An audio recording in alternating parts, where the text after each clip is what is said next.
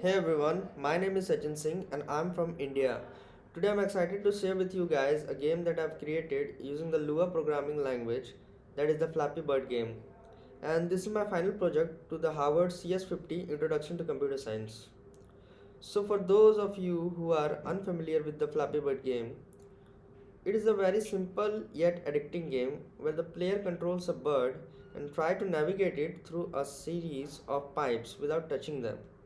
The game's simplicity and challenging gameplay made it a viral sensation a few years back, and I wanted to see if I could create my own version of it using the Lua programming language.